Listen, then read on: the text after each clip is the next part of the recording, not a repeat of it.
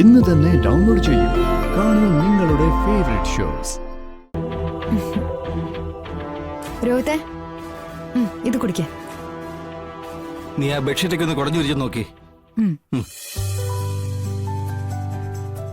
മൊത്തത്തിലേ ഇവിടെയെല്ലാം ഒന്ന് ക്ലീൻ ആക്കണം.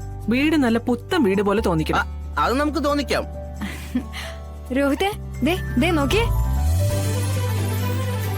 സത്യമ്മ. മാത്രല്ല ദേ അവിടെ കിടക്കുന്ന ചവറെല്ലാം കൂടെ വാരിക്കൂട്ടി മൂലക്കിട്ട് കത്തിക്കണം. ആ കത്തിക്കാം. സത്യമ്മ,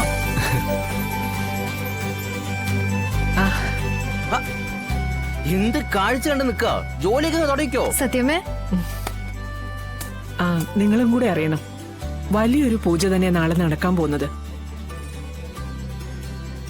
നമ്മുടെ ഈ വീടിന്റെ ഐശ്വര്യം നമുക്ക് തിരിച്ചു കൊണ്ടുവരണം. എല്ലാവർക്കും കൂടെ പഴയതുപോലെ നമുക്കിവിടെ ഒന്നിച്ച് താമസിക്കണം.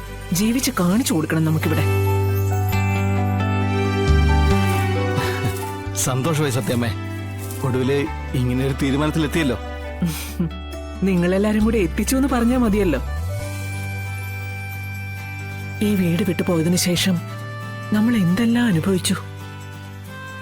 ശത്രുക്കൾ ഏതെല്ലാം രീതിയിലാ ദ്രോഹിച്ചത്. എല്ലാം തരണം ചെയ്ത് നമ്മൾ ഈ വീട്ടുമുറ്റത്ത് വീണ്ടും വന്നിട്ടുണ്ടെങ്കിൽ ഈ തിരിച്ചറിവ് ഭഗവാന്റെ കടാക്ഷം ഒന്നുകൊണ്ട് മാത്രം. നമ്മൾ എല്ലാവരും കൂടി പഴയ ഐശ്വര്യത്തോടു കൂടി ജീവിക്കണമെന്ന് അദ്ദേഹം ആഗ്രഹിക്കുന്നുണ്ട്. പാർവതിയെയും ലക്ഷ്മിയെയും സരസ്വതി ദേവിയെയും ഒന്നിച്ച് പ്രസാദിപ്പിക്കുന്ന ഒരു വലിയ പൂജ നാളെ ഇവിടെ ചെയ്യാൻ പോകുന്നത്.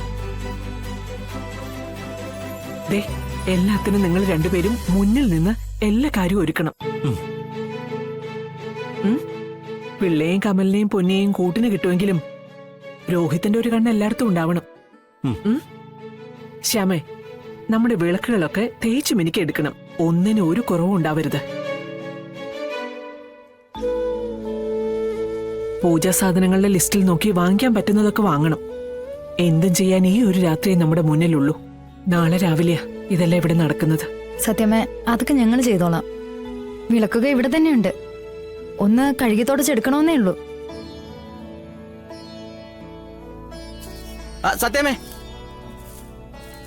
അതെ, ഇവിടെ കൂട്ടിരിക്കുന്ന ചവറുകളൊക്കെ ഇവിടെ ഇട്ട് കത്തിക്കണോ അതോ മാറ്റിയിട്ട് കത്തിക്കണോ? സത്യമേ,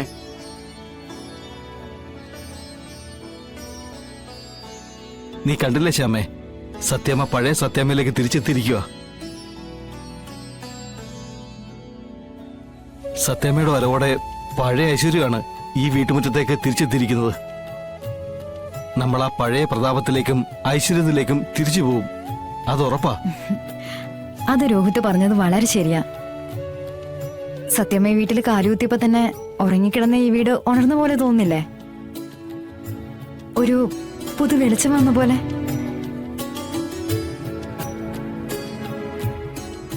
ഞാനിപ്പോ കാണുന്നത് പഴയ സത്യമ്മ തന്നെയാ. ഈ വീട് ഭരിച്ചിരുന്ന സത്യമ്മേ.